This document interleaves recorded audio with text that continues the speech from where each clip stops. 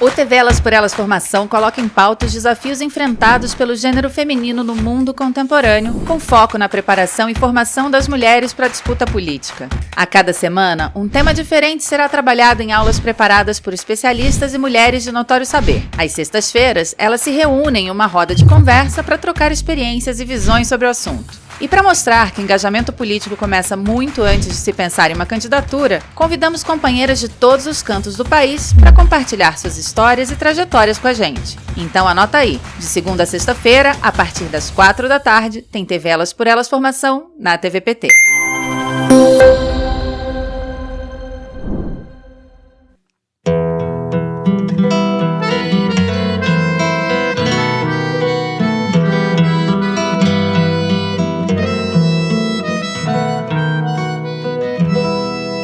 Lugar que é bom pra mim é onde eu quiser estar.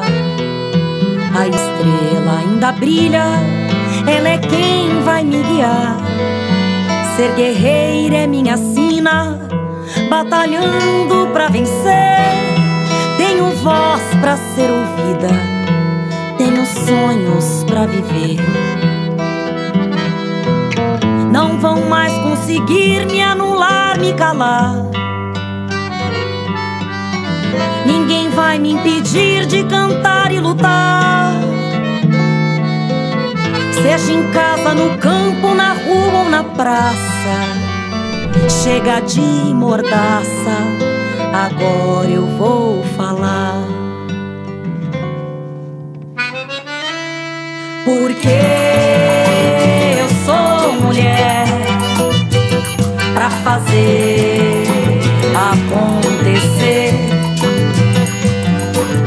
Eu sou uma delas, são elas por elas, ocupando os espaços de poder.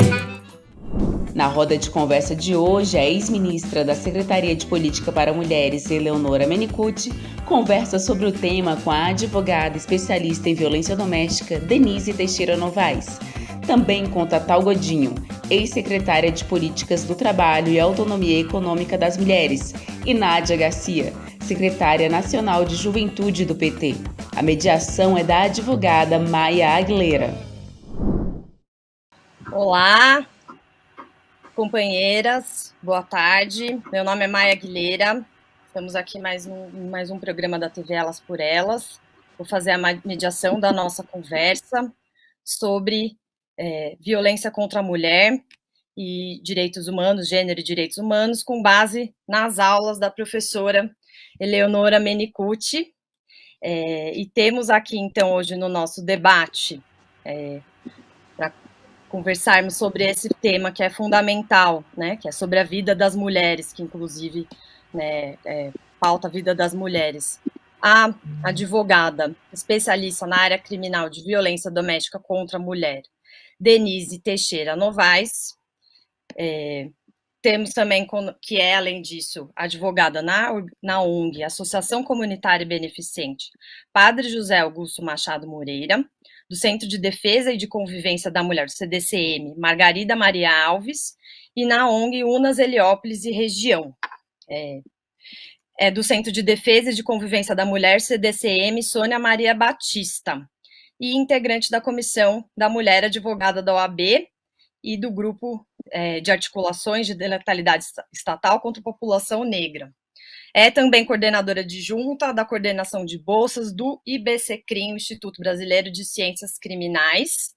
Estamos aqui também hoje com a Nádia Garcia, nossa secretária nacional de Juventude do PT, a Tatal Godinho, nossa referência na pauta do feminismo, secretária de Políticas do Trabalho, Autonomia Econômica das Mulheres, da Secretaria de Política para as Mulheres entre 2011 e 2015, e a nossa professora desse bloco, a socióloga e professora docente da Universidade Federal de São Paulo, Unifesp, Eleonora Menicucci, que foi a nossa ministra de Políticas para as Mulheres também.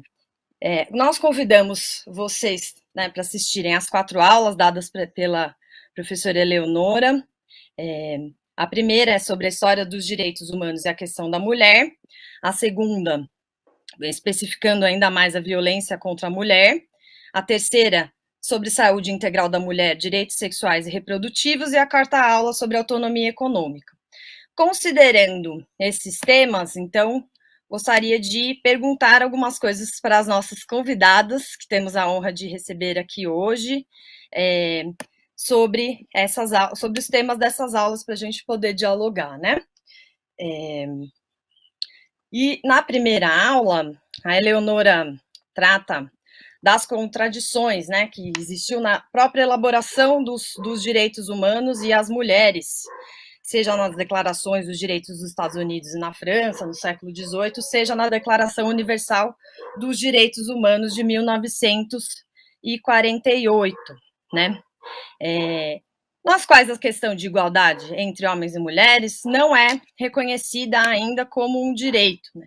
Então, a violação dos direitos humanos das mulheres vem também já dessa época e se traduz na prática, na verdade, em violências contra as mulheres, né? Então, queria, nesse momento de surgimento do capitalismo, do surgimento dessas declarações, já, né, existia, né, um patriarcado forte, né, tipo, atuante na sociedade. O patriarcado vem até antes do capitalismo, né, embora ele se reconfigure. E então eu gostaria que vocês comentassem um pouco sobre a divisão sexual do trabalho, o patriarcado e a violência contra a mulher, né, que existe. Como que a gente relaciona a violência contra a mulher com a opressão de gênero que a gente sofre, com o dito patriarcado, né? Por que que as mulheres sofrem tanta violência no âmbito da sociedade capitalista, patriarcal, e a gente está sempre nessa movimentação de se proteger contra a violência, e nos protegermos, né, contra a violência contra a mulher, que é uma coisa, então, que é estrutural na sociedade. Eu queria que vocês comentassem um pouco sobre essa questão, né, de por que que a mulher sofre tanta violência na sociedade, quais que são os métodos, né, para sair dessa situação, como a gente tem lutado quanto a isso. Então, queria primeiro chamar a doutora Denise, se puder também já começar. Olá, boa tarde a todas, a todos, tudes. Em resposta à sua pergunta, Maia, na verdade a gente está ainda com um processo de desconstrução muito grande, né? Porque as nossas mulheres, elas foram educadas para cuidar. Então, para a mulher ter um reconhecimento na profissão, ou ela ter uma posição, para conseguir trabalhar, para conseguir fazer, ela tem que administrar a vida doméstica, e muitas vezes o companheiro diz que ela tem que... aliás, ele diz não, ele fala, olha, isso, gente, eu vou demonstrar um pouco na prática, até pelos atendimentos que a gente tem nos CDCMs. Ela é permitida a trabalhar se ela der conta dos deveres de casa. Então, não, a resposta é assim, você pode trabalhar sim, desde que você continue dando conta dos deveres que você tem em casa. E muitas vezes nos atendimentos eu meio que converso com as mulheres e falo, quando a gente sai para trabalhar, a gente recebe pelaquela função, né? Existe um contrato de trabalho da qual a gente vai receber pelaquela função. E quando a gente vai exercer os deveres domésticos, a gente não recebe nada, porque não tem nenhum contrato. Então, quando o companheiro fala, olha, você tem o dever de olhar o seu filho, e não o nosso filho, que deveria ser a resposta assim, né? Nós temos que olhar o nosso filho, nós temos que dar educação, nós temos que levar à escola. Não, ele fala, você tem o dever de olhar o seu filho. Você tem o dever de fazer comida. Quando eu chegar, a comida tem que estar pronta. Só que ela também trabalha. Então, e muitas vezes é muito difícil fazer essa desconstrução com as mulheres, porque elas acreditam que tem um dever mesmo de fazer isso. E aí, quando eu falo com elas, aonde está escrito isso, né? Aonde vocês viram que está escrito que você tem esse dever doméstico de olhar o filho, levar o filho na escola, de fazer a comida, de lavar a roupa, de dar conta de tudo isso, além do seu trabalho. Porque o seu trabalho, você é remunerada, tem uma função e recebe por isso. E o trabalho do lar, você não recebe. Então, por que você tem esse dever? Né? Por que não dividir essas tarefas? Por que não fazer junto? Porque se vocês, quando escolher estar com o companheiro, vocês pensaram em ter uma relação, compartilhar essa relação, e não cada um fazer uma parte. Eu acho que a gente... É difícil fazer, tá, essa desconstrução com as mulheres, porque elas não compreendem. Aí muitas dizem assim para mim, nossa, eu casei e eu tenho que fazer sexo com ele. Aí eu pergunto para ela, onde que está escrito isso? Quando você casou lá no contrato do casamento, a certidão de casamento, está escrito em algum lugar que você tem que fazer sexo com o companheiro, que você é obrigada a fazer isso? Está escrito, aonde vocês viram escrito isso? Não, mas ele fala isso para mim. Ele fala que eu tenho dever, como mulher casada, de me deitar com ele todos os dias, mesmo contra a minha vontade. Então, essa luta que a gente tem entre desigualdade, entre poder fazer, exercer sua profissão, também cuidar das coisas domésticas, e assim, eu sempre desconstruo com as mulheres que a gente tem que dividir, porque a gente pediu para ter alguém na nossa companhia, né, estar com alguém, mas para somar, não para ter o dever de ter que fazer determinadas coisas, e sim para somar, para dividir, para, né, fazer junto, muitas coisas, porque os filhos foram tidos juntos, e não, eu te dei esse filho aí, você cuida. Então, a gente tem uma dificuldade grande das mulheres compreenderem que isso não é falar assim, mas isso que você está falando é coisa de feminista, né? Às vezes elas falam que os companheiros falam isso para ela. E não, eu sempre falo para elas, me mostrem quando vocês falam que tem esse dever, quem disse isso para vocês? Quem falou isso para você? Aonde está escrito? Onde está escrito isso? E aí elas não sabem, que aí elas falam, o meu marido que me fala.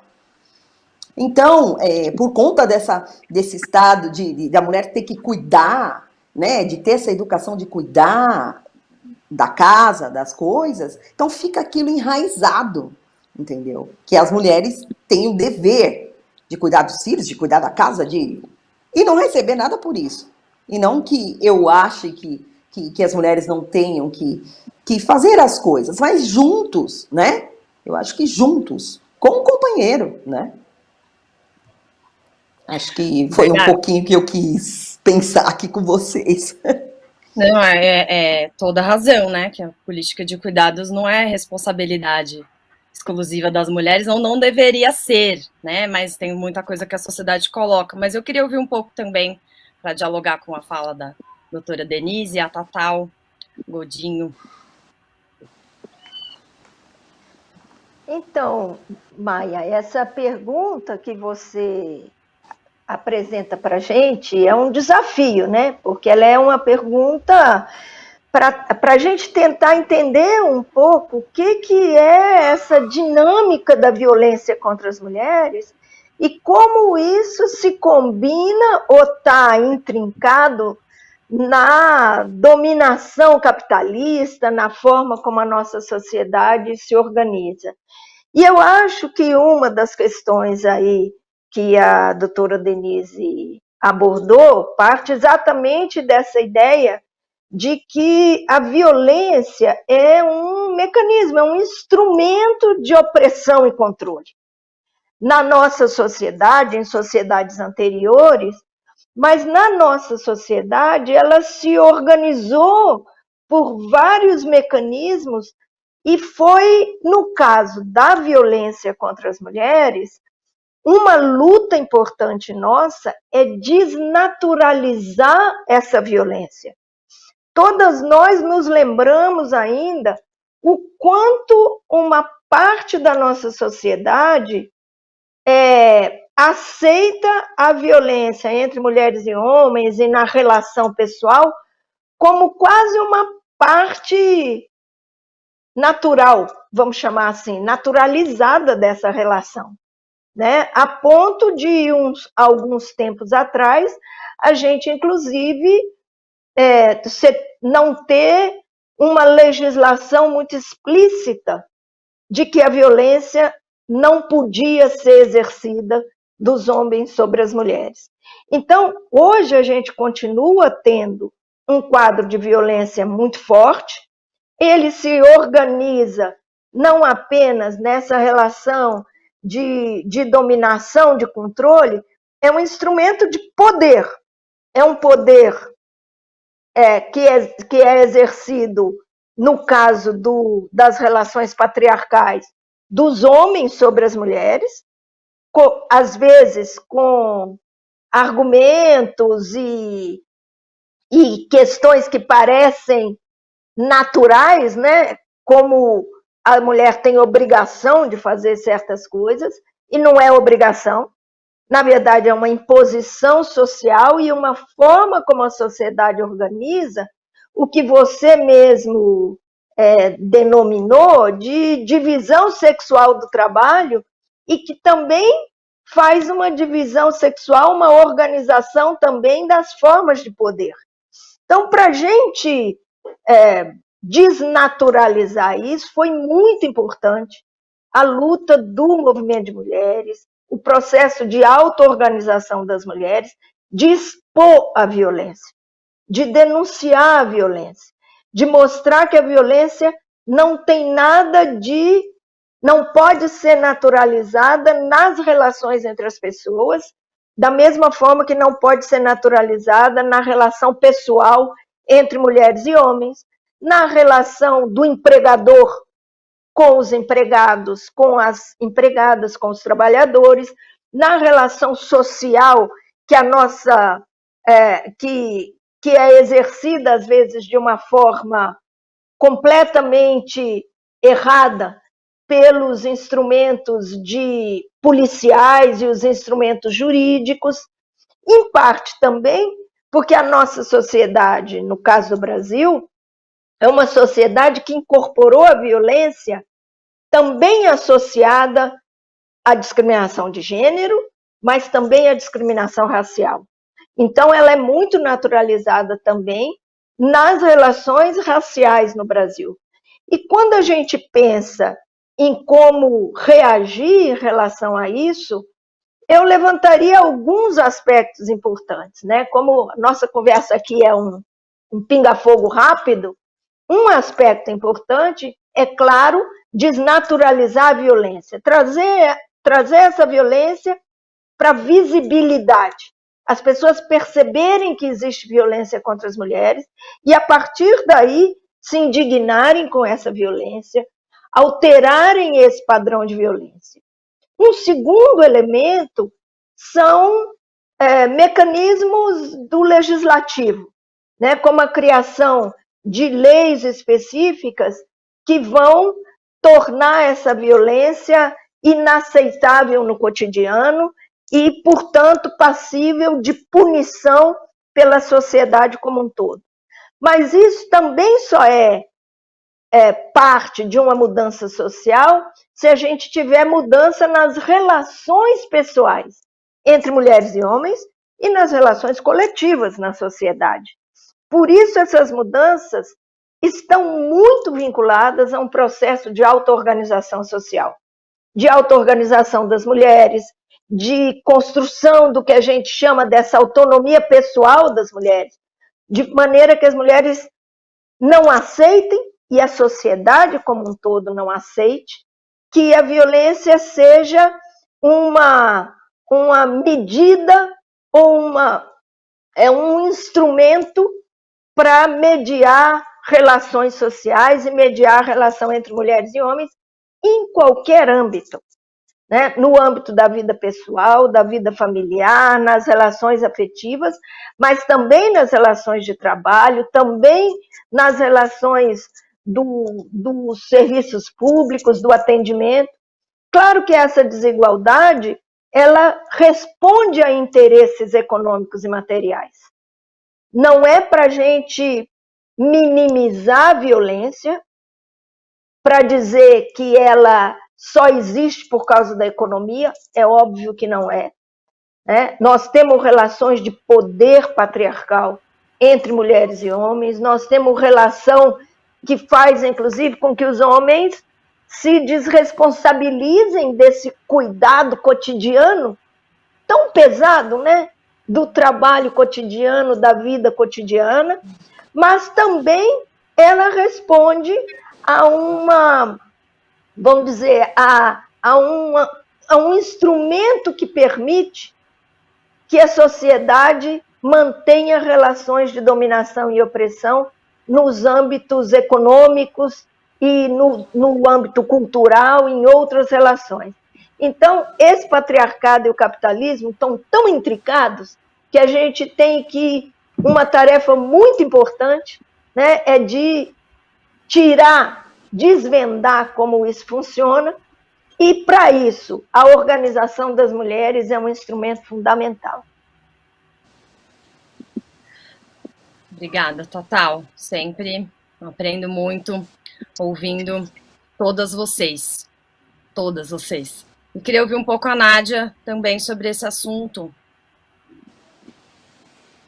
Maia, quero primeiro saudar quem está nos acompanhando de casa, quem acompanhou esse curso, que a nossa excelentíssima Eleonora nos entregou com tanta qualidade. Falar também que, como bem disse a Tatal, né, é importante registrar que o capitalismo é, na verdade, uma das piores faces do que é o machismo, do que é o patriarcado, do que é o racismo e a LGBTfobia. Que ele é apenas um instrumento consequência de todas essas opressões que já existiam muito antes do que a gente compreende ser o capitalismo, como ele se apresenta hoje em dia. O patriarcado já usufruía da violência para segurar as mulheres, para causar medo às mulheres, e principalmente para dominar todas nós, antes de entender que o dinheiro e o capital também seriam possíveis nesse processo de oprimir as mulheres, de oprimir os negros e negras, as LGBTs e assim por diante. Então, a relação capitalismo-patriarcado, ela nada mais é do que os braços, né, e a mente do patriarcado encontrando mais uma maneira de se fazer permanecer enquanto dominante numa sociedade que é composta majoritariamente por mulheres. Quando nós pautamos o socialismo, quando nós pautamos o comunismo, quando a gente discute uma sociedade mais igual e justa, automaticamente nós também estamos discutindo uma liberdade maior para as mulheres. Automaticamente nós estamos falando de uma liberdade econômica, que leva mulheres a ter uma liberdade familiar, que leva as mulheres a poder sair de um relacionamento abusivo, que leva mulheres a poder encontrar um caminho que seja o do trabalho, para que elas consigam sair de casa, para que elas consigam comprar suas coisas. A nossa querida advogada bem disse sobre a relação da opressão financeira que várias mulheres sofrem, tanto dentro do casamento quanto nas suas famílias, né? Não vai trabalhar porque a mulher minha não trabalha, se essa mulher trabalhar, ela vai conseguir ter o seu próprio dinheiro, e com isso ela vai conseguir talvez se livrar das armas, né, e do sistema opressor que ela vive dentro da casa dela. Então, nós temos que ter a certeza de que quando nós começamos a falar sobre o capitalismo, ele foi criado também como um instrumento opressor das mulheres e das sociedades e povos que já eram oprimidos em outros sistemas que competem apenas aos homens governarem, apenas aos homens liderarem, né? Nós temos aí os grandes nomes do capitalismo no mundo, e não são eles mulheres, eles que são, inclusive, e devem muito das suas lideranças e dos seus nomes às mulheres que trabalham para eles. Temos dentro da indústria, né, dos computadores, dos celulares, muitas mulheres cientistas que tiveram por trás de toda a evolução que nós tivemos, mas quando a gente abre a lista dos homens mais ricos dessa área, das pessoas mais ricas, a maioria são homens, porque eles continuam liderando esse mercado, porque nós não conseguimos entrar nos mercados de trabalho de uma forma que seja plena, a ponto da gente conseguir se destacar nesse meio. Muito porque os homens não nos deixam ocupar esses espaços, muito porque a própria sociedade já é treinada, né, para não nos deixar crescer nesses âmbitos, e muito, principalmente em países subdesenvolvidos como o Brasil está se tornando cada vez mais, porque as mulheres ficam sozinhas para conseguir trabalhar, cuidar de suas famílias, e com isso não sobra tempo para a gente ser os grandes líderes, né, desses impérios que são as grandes empresas capitalistas, porque ao mesmo tempo, né, que esses homens estão sendo grandes lideranças e não estão nem olhando para as famílias que eles têm dentro de casa, as mulheres não têm essa mesma liberdade e privilégio, né? Então é importante que a gente entenda que o capitalismo é diretamente ligado ao patriarcado, porque ele também é mais um instrumento de opressão das mulheres, principalmente no que tange a área do trabalho e a área financeira, que pode sim, e libertou várias mulheres dos sistemas opressores durante os governos do PT, deu emancipação para muitas mulheres brasileiras, e que hoje a gente vê voltando ao fato dessas mulheres não poderem sair de casa, essa justiça que deveria nos proteger, não nos protegendo, e esperamos, inclusive, poder voltar a sorrir e sonhar com a liberdade das mulheres a partir de 2023, com a eleição com o nosso companheiro Lula. Obrigada, Nádia. É por isso que, desde a fundação do PT, as mulheres sempre disseram que não há socialismo sem feminismo. Né? Não tem um projeto de transformação da sociedade em que as mulheres não estejam no centro do debate, no centro da conversa, até porque são as mulheres que sustentam a vida, não é isso que a gente vinha falando aqui? Então, eu queria ouvir, por fim, a nossa professora Eleonora também sobre esse debate, sobre essa questão que vocês já falaram também, mas também ouvi-la. Eleonora? Oi, estou aqui. Um abraço a todas, e eu quero dizer que todas as falas me contemplam, né? Eu quero pontuar duas questões, né? A primeira, dizer que quando nós colocamos que a questão das mulheres, toda a questão da opressão, da violência em todas as esferas, né, que nós mulheres sofremos, ela é colada, como a Tatal pontuou, ela é colada ao patriarcado, é decorrência do patriarcado. Então, o patriarcado não é uma coisa nova. O patriarcado é tão antigo porque ele sustenta o capitalismo. Porque o trabalho, a maioria do trabalho das mulheres, sobretudo o trabalho doméstico, é um trabalho não pago. E, evidentemente, que nós não podemos pensar nessas duas relações sem introduzirmos a escravidão. Então, tem três grandes ângulos, focos de dominação e opressão sobre as mulheres, e principalmente sobre as mulheres negras: capitalismo, patriarcado e a escravidão. E isso são direitos, mas não podem nunca estar debaixo do guarda-chuva dos direitos humanos. São direitos das mulheres, direitos humanos das mulheres, direitos humanos da população negra. E nesse caminhar, o segundo ponto que eu quero focar nessa questão é que o patriarcado, ele só foi radicalmente contestado com a organização das mulheres, e principalmente com o movimento feminista, internacionalmente. Que movimento esse que é composto pelos sujeitos políticos mulheres. E esses sujeitos políticos mulheres disseram fortemente: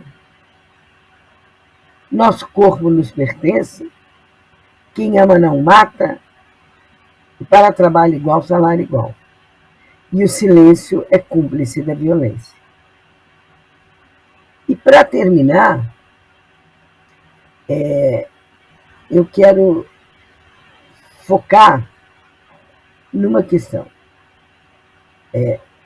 A violência, as violências contra as mulheres são tão cruéis pelo fato de sermos mulher e pelo fato de, enquanto movimento, nós rompemos com o padrão estabelecido do capitalismo, do patriarcado e da escravidão. Deixo para completar nos temas próximos a seguir. Muito obrigada, Eleonora. Queria conversar um pouquinho com vocês também. A gente viu, né, que a violência contra a mulher, então, ela está presente no espaço privado, presente no espaço público também, infelizmente, né? Então, em vários âmbitos diferentes, inclusive na política, né? Em vários âmbitos diferentes da nossa vida, a gente vive essas violências. Então, o combate a essas violências também, ele né, tem que ser considerar esses diferentes espaços em que a gente vive essas violências por sermos mulheres, né? Inclusive nos nossos governos, como bem disse a Nádia, nós tivemos avanços, né, importantíssimos, graças ao movimento de mulheres, como também trouxe a Total, né, com relação à violência contra a mulher. Exemplos que acho que é importante citar são a Lei Maria da Penha, a Lei do Feminicídio, mas tem toda uma política né, de combate à violência à mulher e, inclusive, considerando que as mulheres vivem essas violências não só no espaço doméstico, mas também nos espaços públicos e nos equipamentos públicos, né? Então, eu gostaria de perguntar para vocês, né, um pouco sobre a questão da violência que a mulher vive na saúde e da necessidade de aprofundamento de uma política nacional de saúde integral da mulher como uma forma, inclusive, de combater essa violência institucional, nesse caso, que vivem as mulheres. Então, gostaria de ouvi-las sobre isso. Começar, então, pela Eleonora, dessa vez fazer uma ordem diferente, para a gente, né, ser mais dinâmicas, mas então, ouvi-la sobre essa questão da saúde integral da mulher e do combate à violência da saúde. Tá certo. Ela passou para mim porque eu sou ligada à área da saúde coletiva e à área da saúde integral da mulher, direitos sexuais e reprodutivos. Isso é fundamental falar. Quando nós criamos esse conceito de saúde, nós mulheres feministas, saúde integral, nós criamos como contraponto a concepção materno-infantilista que existia, que a saúde da mulher era só o parto, puerpério e gravidez. Gravidez, parto e puerpério. Isso que é materno-infantilista. E nós dizemos que não. A saúde da mulher é integral. É a adolescência, é a infância, é a adolescência, são as mortes maternas, é o climatério, é a menopausa, é a interrupção da gravidez nos casos que a mulher assim o desejar. São várias questões, várias. Questão da sexualidade. É por isso que nós acoplamos nesse conceito. Quando eu falo nós, é o movimento de mulheres e o movimento feminino. Saúde integral da mulher e saúde e direitos sexuais e reprodutivos. É não fatiar a mulher. E, ao não fatiar a mulher, nós também denunciamos violências que as mulheres sofrem no sistema, não só único da saúde, o nosso SUS, Mas, nas clínicas privadas, clínicas particulares, o exemplo claro disso é a violência obstétrica. Quantas vezes as mulheres são obrigadas a parir sem anestesia? E a questão da integralidade na saúde da mulher, ela está explicitada nesse paradigma meu corpo, nosso corpo nos pertence. E saúde sexual, direitos sexuais, é o direito de todas as mulheres, de todas as orientações sexuais, a serem tratadas como sujeito de direito em qualquer esfera do sistema de saúde. E direitos reprodutivos é o direito à contracepção, é o direito ao planejamento familiar e é o direito à interrupção da gravidez, quando, nos casos no Brasil previsto em lei, né, estupro, risco de vida da mãe e anencéfalos, mas nós precisamos ampliar esses requisitos dos direitos reprodutivos. Eu estou bem objetiva, Vilma. Bem.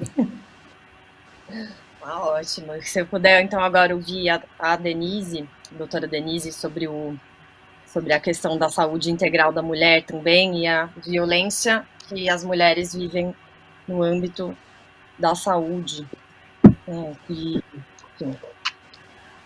Bom, na verdade, a violência obstétrica, né, é uma das que, inclusive, eu tenho até um exemplo prático para vocês, e eu gosto muito de dar parte prática. Recentemente eu estive, né, no hospital com a minha mãe por um outro motivo, né, e eu presenciei 2 mulheres grávidas, né, que estavam ali provavelmente já para terem os filhos ou aguardando ali, e eu percebi que elas foram atendidas, mas elas não queriam ir para o quarto, né, ali para esperar as contrações, alguma coisa assim.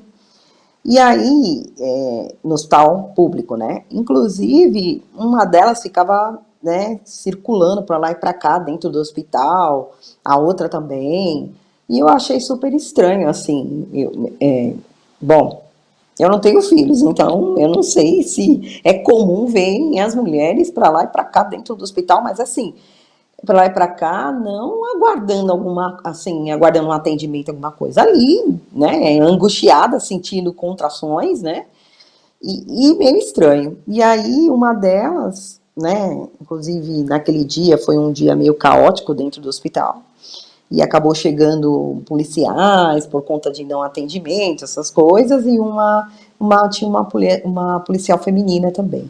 E aí ela perguntou se a mulher tinha sido atendida. Ela falou, sim, eu fui atendida. E por que a senhora não quer ir para o quarto, alguma coisa assim? Não, porque eu prefiro aguardar de fato eu ter a dor já para ter meu filho, do que ficar lá no quarto. Aí ela, mas por que tal?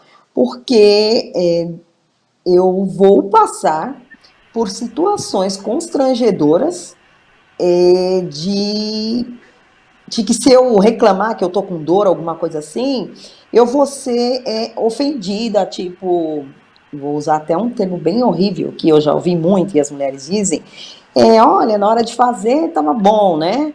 E agora, na hora de ter, você tá com frescura dizendo que tá com dor. Então, essa específica, falou né, eu vi comentando e falou, não, eu quero ir direto para a sala de cirurgia na hora que eu tiver mesmo filho, na hora que eu tiver que ir. Eu não quero ficar lá esperando, porque vão gritar comigo, vão ficar falando coisas para mim da qual eu não vou me sentir confortável ali e tal. Então, eu acredito ali, eu vi que um claro exemplo de violência obstétrica, né, de ver 2 mulheres circulando dentro do hospital. Então, E assim, quando a gente, né, conversa com as mulheres, fala sobre essa temática também, todas falam. Não, me deixaram lá sentindo dor 12 horas, alguma coisa assim desse sentido. E não me deram anestesia. Ah, e detalhe, quando é a mulher negra, então, mulher negra é forte, mulher negra aguenta. Aí então esquece, não vai ter mesmo anestesia e vão forçar até o último dela ter um parto normal. Então eu acho que quando a Léo fala de saúde integral, e também é no sentido de não só em relação à violência obstétrica, né, o corpo da mulher, mas também outras situações, né, os casos de aborto, da qual ela não deseja, porque não há permissão para isso, a lei não permite, a não ser nos casos específicos, né, e outras situações, porque a mulher, ela, quando está na situação também da violência doméstica, vem isso no atendimento também, que quando ela foi ter os filhos, alguma coisa, que ela passou por esse tipo de situação. E ela nem sequer sabe que ela passou por violência obstétrica. Ela não tem noção disso. E aí descobre depois, mas aí já aconteceu um monte de coisa que não daria para ter feito nada, né? Mas muitas não sabem e desconhecem isso.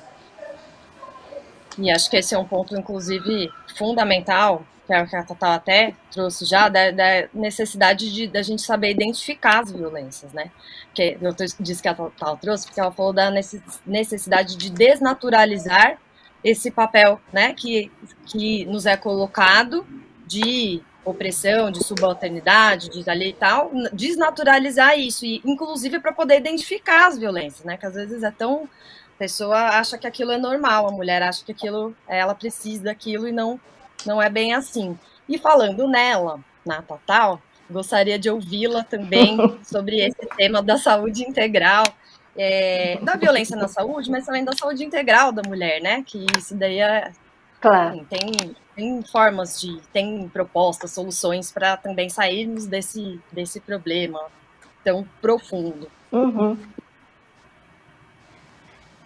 Então, essa questão da violência na saúde, ela também, no âmbito da saúde, ela também se expressa de uma maneira muito forte, porque é sobre o corpo da mulher que muitas vezes é exercido esse controle, esse domínio, né? Existe na sociedade, exatamente por causa dessa dominação patriarcal, uma ideia de que o corpo das mulheres ele pode ser um corpo desrespeitado.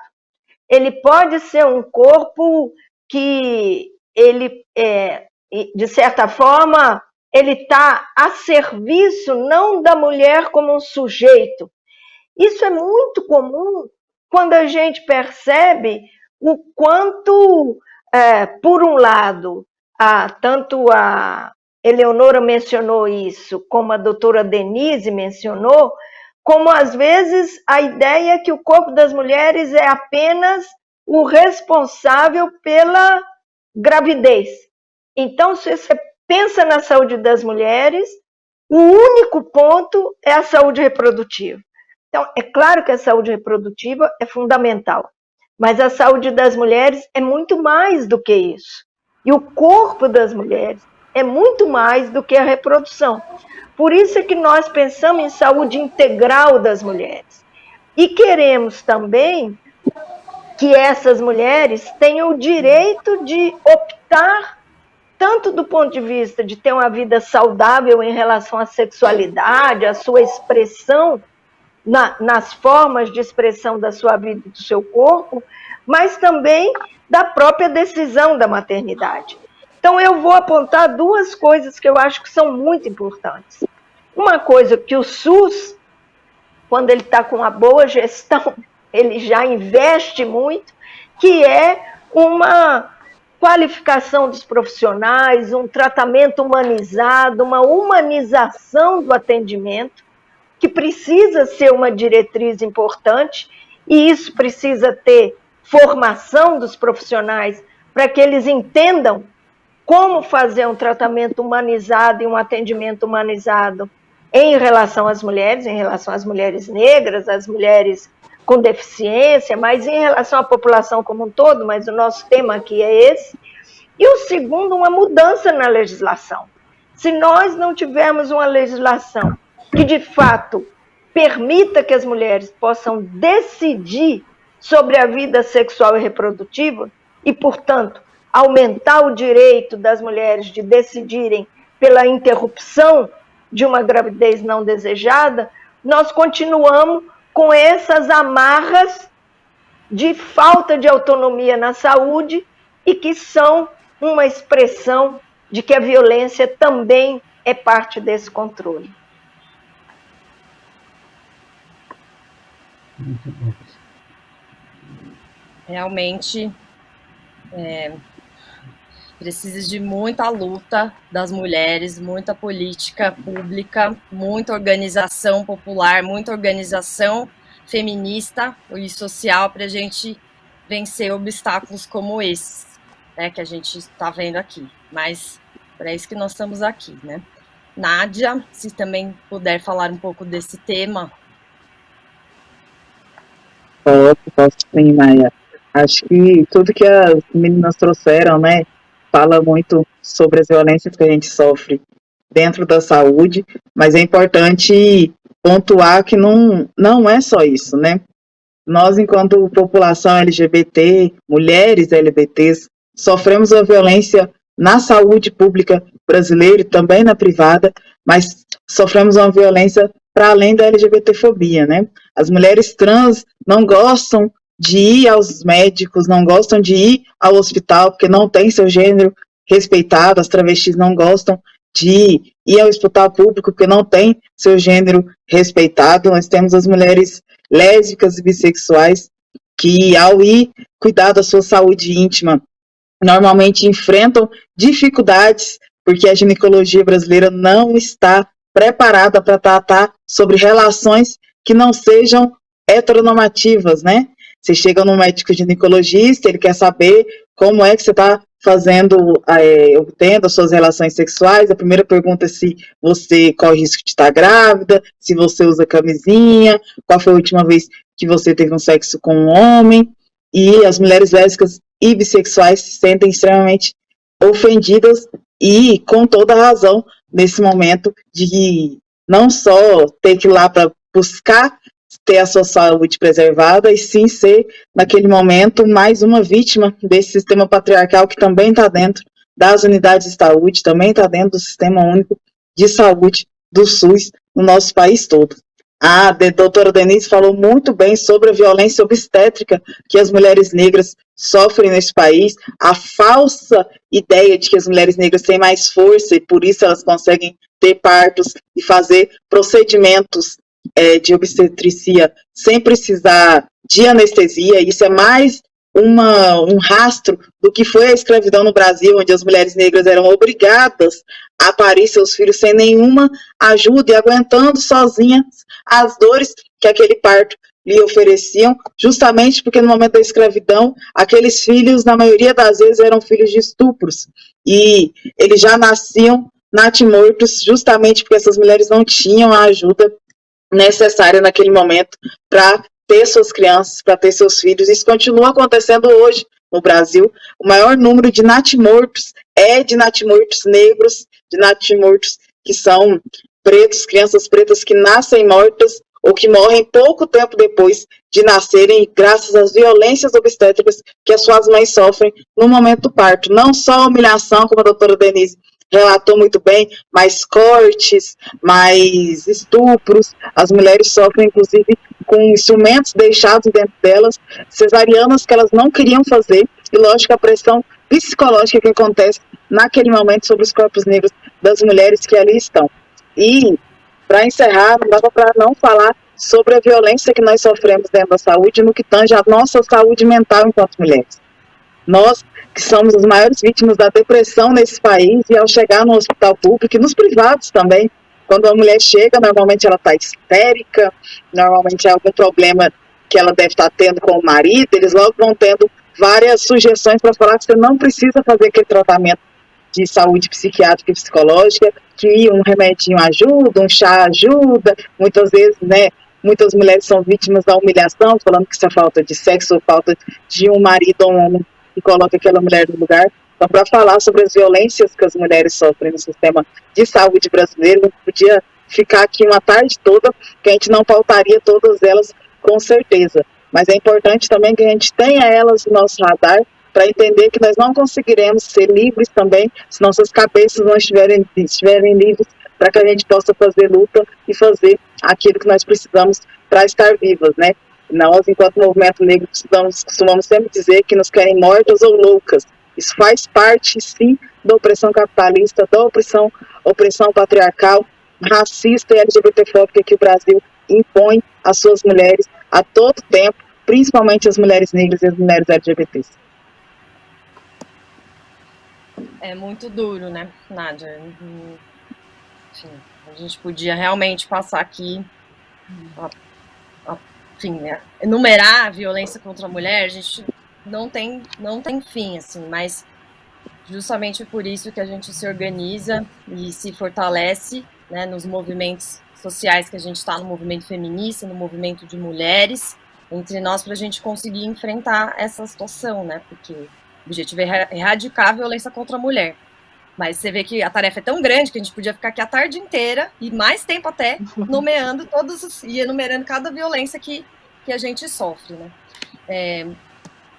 Mas eu queria também tratar da questão, uma questão que eu queria perguntar para vocês, que na aula 4, a Eleonora colocou uma questão fundamental sobre a necessidade de políticas de sustentabilidade da vida, que devem estar associadas às políticas garantidas em lei, que garantam que os cuidados com as pessoas e o trabalho doméstico sejam responsabilidade de todos os membros da família e também do Estado, que a gente já tratou um pouco, né, na primeira questão da sobrecarga de trabalho, da dupla jornada de trabalho da mulher, tripla, quádrupla, quíntupla, mas que envolve também o trabalho não remunerado, que nem sequer é reconhecido como trabalho muitas vezes, né, que é o trabalho de cuidados, trabalho doméstico e de cuidados, ou quando é reconhecido também não é valorizado como deveria.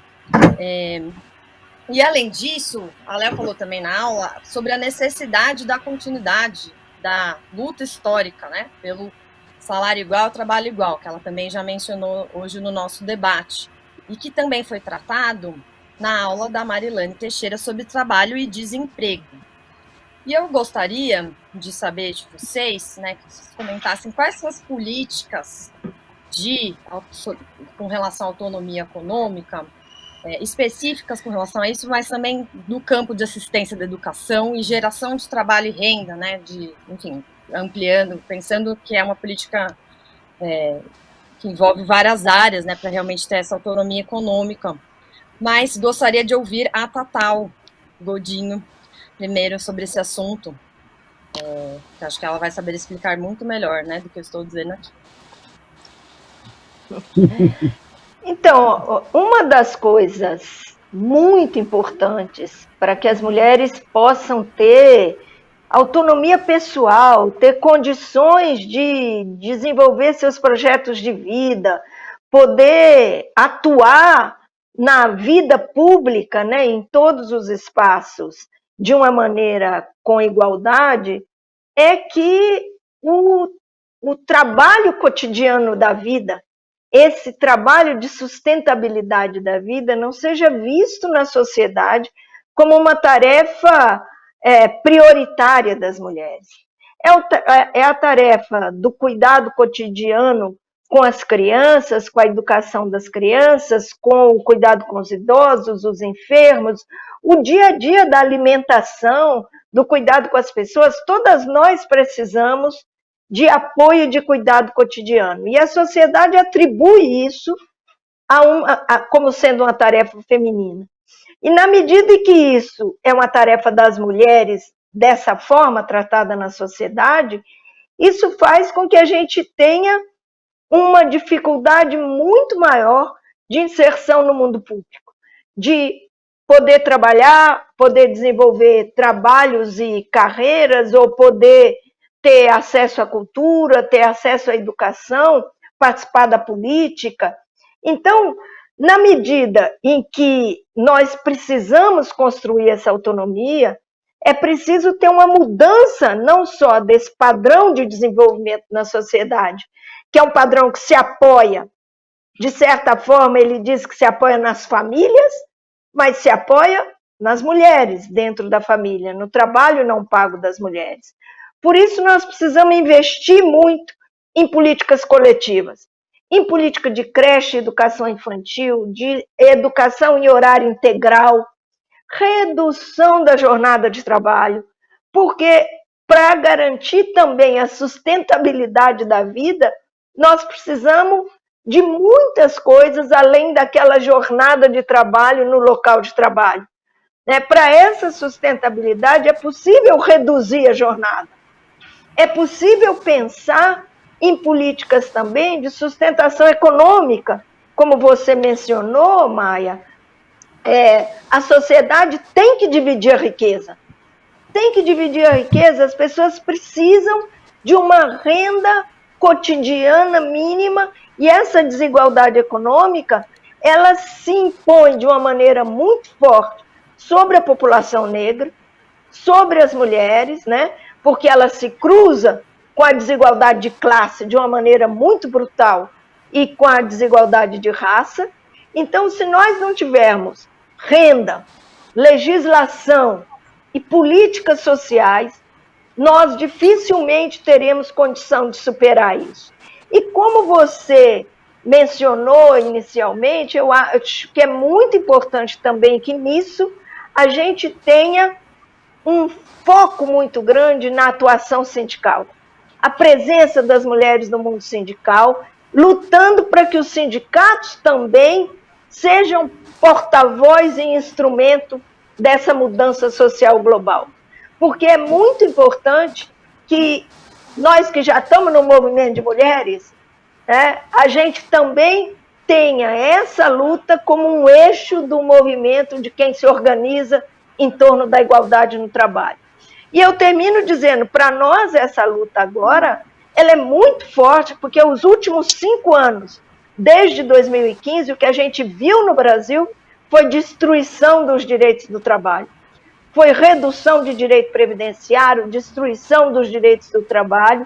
Então, nós precisamos não apenas resistir, mas também recuperar uma parte desses direitos perdidos, que eu tenho esperança, porque nós precisamos ter esperança para ter força para lutar, né, que nós vamos conseguir reorganizar a população e reconquistar uma parte desses direitos e avançar mais.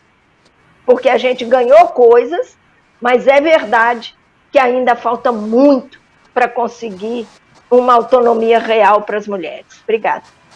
E também sobre esse contraste, né, de situações que a gente passou, tipo assim, de a gente ter avançado tanto nos governos petistas e tá agora vivendo, né, a nossa juventude aí num governo Bolsonaro nessa situação que a gente está de completo desmonte das políticas, de tudo, né, e das políticas para as mulheres centralmente também. Maia, eu costumo falar que quando a gente vai falar sobre juventude, é preciso entender que a gente sempre está falando sobre sonhos. Sempre. Em todas as ocasiões, nós estamos falando sobre sonhos. E os governos petistas foram verdadeiras fábricas de sonhos. Realizaram sonhos de diversas características, de diversas partes da juventude e também das jovens mulheres. Para falar de emancipação das mulheres, é impossível não falar sobre emprego e sobre trabalho. Isso também é realidade para jovens mulheres. São jovens mulheres que crescem em ambientes de violência doméstica, de uma relação tóxica. São jovens mulheres que só podem, com trabalho e educação, encontrar sua emancipação, a sua liberdade, procurar de forma direta nessas duas áreas uma salvação para suas vidas, acaba ficando sem escolha quando seus sonhos deixam de poder se tornar realidade. Quando a gente fala sobre emancipar as mulheres, as jovens mulheres, dentro do ambiente de trabalho, nós estamos falando de poder fazer com que as adolescentes que estão hoje no ensino médio consigam sonhar que elas vão ser de fato médicas.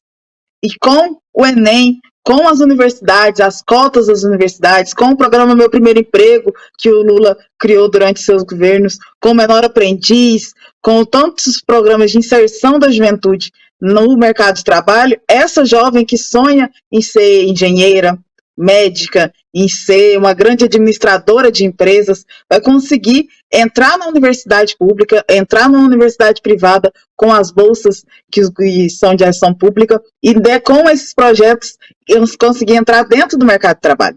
E com isso, essa jovem que pode ter vindo de uma realidade muito miserável, que pode ter vindo de uma realidade de extrema violência, consegue se emancipar e consegue ter a certeza de que o futuro dela pode e será melhor do que foi a sua história até agora. Quando as jovens mulheres perdem esse direito de poder sonhar, elas acabam estagnando as suas vidas naquele espaço.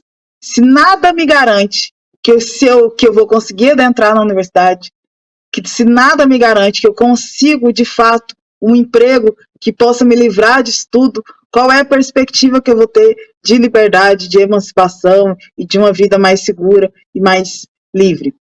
Nenhuma.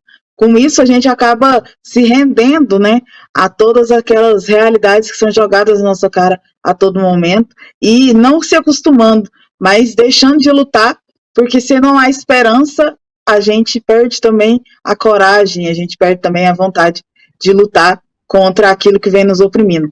Então, quando a gente fala de um governo Bolsonaro que tira dinheiro da educação, um governo Bolsonaro que consegue criar o Enem mais branco da história e com menos participação em todos os Enems, os 19 anos que esse programa existe, um governo Bolsonaro que fecha universidades, que faz a taxa de desemprego aumentar, que faz com que, com a pandemia, no momento que ele não tem nenhum projeto público para colocar as juventudes do Brasil dentro dos empregos, faz com que essas juventudes se rendam à uberização e ao subemprego, nós também estamos declarando que várias jovens mulheres que vivem em situações de violência, por serem mulheres, por estarem em ambientes de violência doméstica, sigam naqueles espaços, ou, pior ainda, tenham suas vidas encerradas dentro daquele espaço. Porque onde não há esperança, onde o governo não nos mostra uma esperança, não tem para onde correr e o que fazer.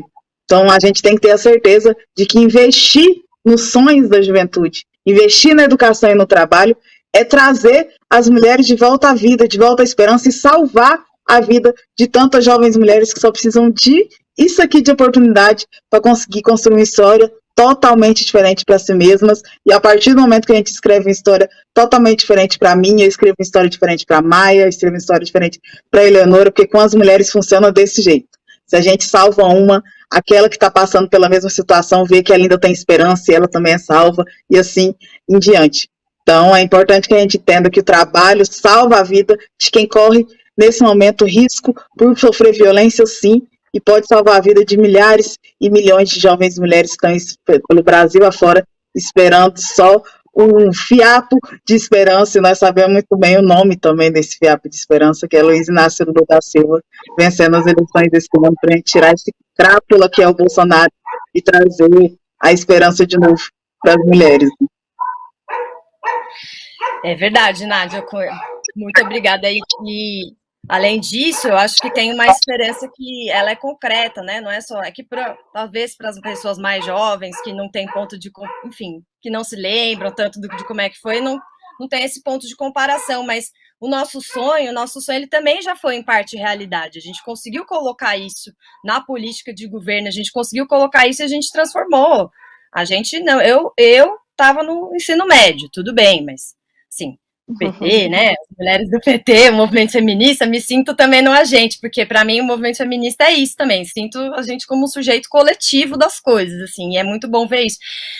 Então eu queria, né, pedir agora para a Eleonora, que inclusive, além de, né, professora titular da saúde pública da Unifesp, também foi ministra, afinal, de direitos das mulheres, de políticas para as mulheres, perdão. Queria ouvi-la também sobre a questão da autonomia econômica. Bem, eu reforço toda a fala da Tatal, da Denise, da Nádia e as intervenções da Maia.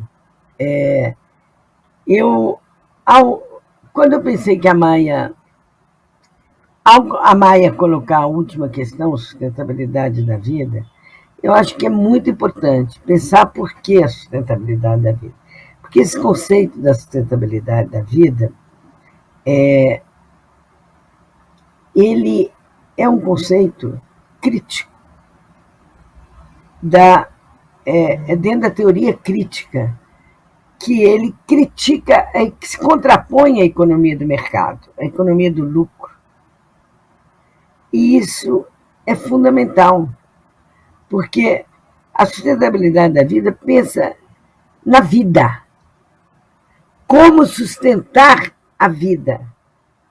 E nós estamos falando como sustentar a vida de todas as mulheres, brancas, negras, LGBTQIA+, indígenas, quilombolas, deficientes, idosas como eu, né?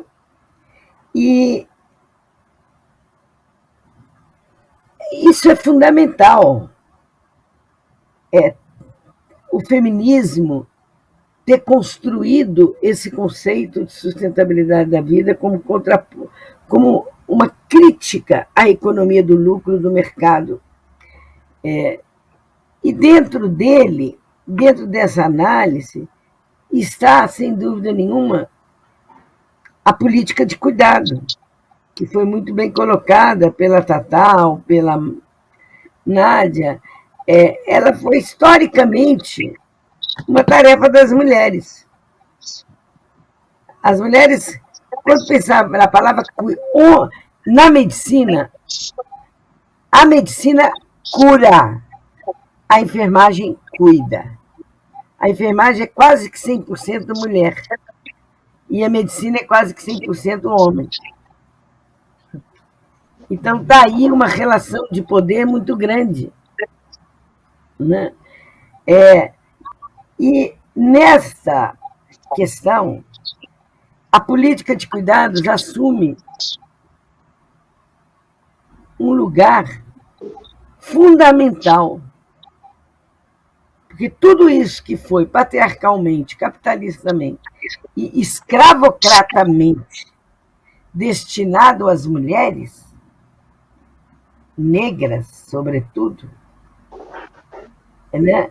Principalmente,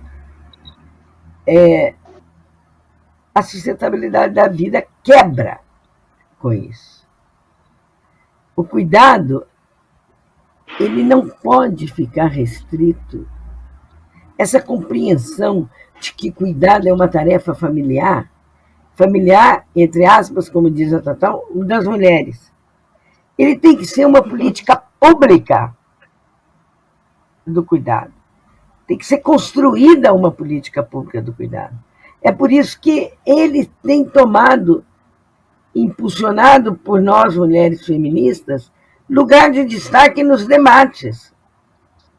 E o sindicato tem que pautar a política de cuidado como política de cuidado, não inventar outro nome, não. Para discutir isso. E isso está uma questão que nós avançamos muito nos nossos governos, quando eu estava ministra, foi a PEC das trabalhadoras domésticas, que ampliou.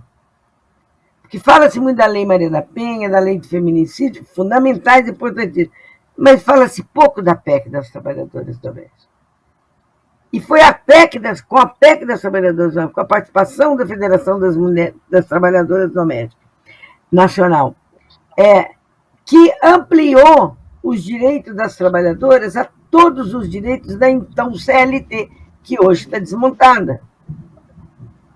E nessa pandemia, nós vimos como foram violentadas as trabalhadoras domésticas. Violentadas no seguinte sentido, que as patroas exigiam que elas viessem trabalhar, que elas fossem trabalhar, sem pagar táxi para elas. Transporte coletivo. E Então, é fundamental essa pauta do cuidado estar ligada também com o avanço na PEC das trabalhadoras domésticas. E, finalmente, eu quero pontuar, não se pode pensar em sustentabilidade da vida sem pensar no acesso. Nós temos que ampliar o acesso. O acesso das mulheres, principalmente das mulheres pobres, vulneráveis e negras, que essa pandemia escancarou. Por que a população menos vacinada? Não que elas não tenham direito, não. É porque a maioria, no horário das vacinas, elas estão trabalhando e os patrões e o patrão não deixam elas saírem para ir vacinar. Eu tenho estudado muito isso, do impacto da pandemia, dessa crise sanitária. Então, o acesso à educação, o acesso à saúde, o acesso ao lazer, o acesso à cultura, o acesso a transportes de qualidade, por favor, vamos exigir aumento de números dos ônibus. Enfim, eu quero reforçar essa discussão e dizer da importância desse debate, porque eu estou muito contente, politicamente e feministicamente, de nós termos aqui com esse debate retirado do guarda-chuva de direitos humanos a questão da mulher como sujeito de direitos. E toda a dimensão que envolve as mulheres, e que capitalismo e patriarcado e escravidão são as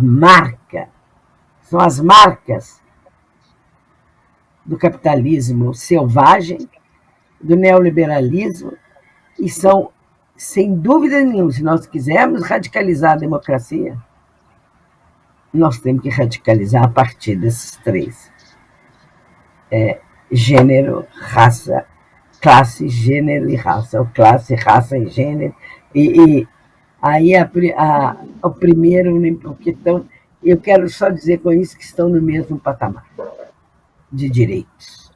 Nenhuma pode ficar sob guarda-chuva. É assim que constrói os direitos humanos no Brasil, no mundo.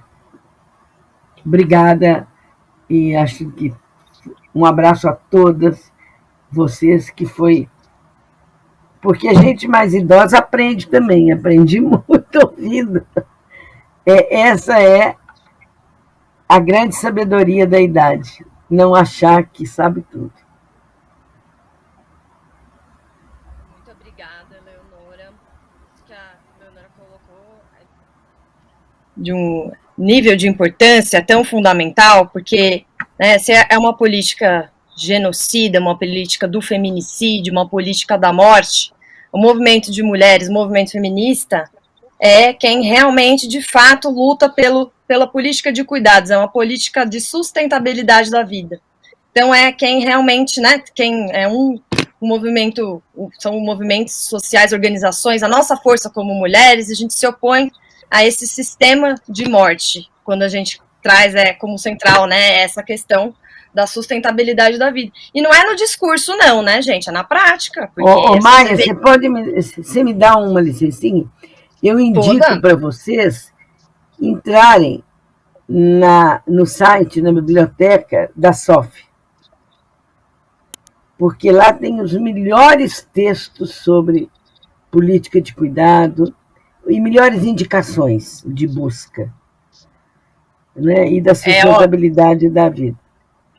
Eu Inclusive, já li muitos textos desses, né, da SOF, recomendo demais também. Aliás, não, minha formação de feminismo, né, também foi na SOF. Inclusive, já li vários textos da Tatal antes de conhecê-la pessoalmente. Já tinha lido ela para as minhas formações feministas de movimento estudantil.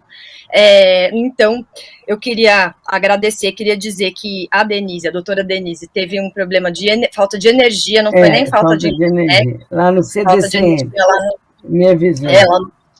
No CDCM, então não conseguiu ficar até o final, mas felizmente a gente conseguiu ouvi-la, né?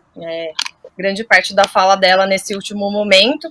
Queria agradecê-la pela presença, queria agradecer a Tatal por estar aqui também, Tatal Godinho com a gente, as contribuições, a Nádia e a Eleonora, daí não só por esse debate, como, né, pelas aulas também que ela deu para todas nós, que estão disponíveis na TV Elas por Elas. Vale muito a pena, gente, né, se você gostou, se você assistiu esse debate, você gostou, vale muito a pena acompanhar as aulas da Eleonora, para conseguir se aprofundar nesses temas tão fundamentais que a gente tratou aqui hoje. E é isso, eu agradeço a todas, a presença de todas, sempre aprendo muito com vocês, para mim é sempre um bom encontro com vocês, saio revigorada, fortalecida, que é o que a Nádia falou, né? Quando a gente vê que uma se salva, a gente fala, não, vamos que a gente está junto, porque a luta é coletiva. Corrente, O TV Elas por Elas Formação de hoje fica por aqui. Na próxima semana, as professoras convidadas discutirão como planejar políticas públicas para transformar cidades em um local seguro para as mulheres. Você encontra todos os nossos programas na playlist TV Elas por Elas Formação no canal da TVPT no YouTube e em formato de podcast no Spotify.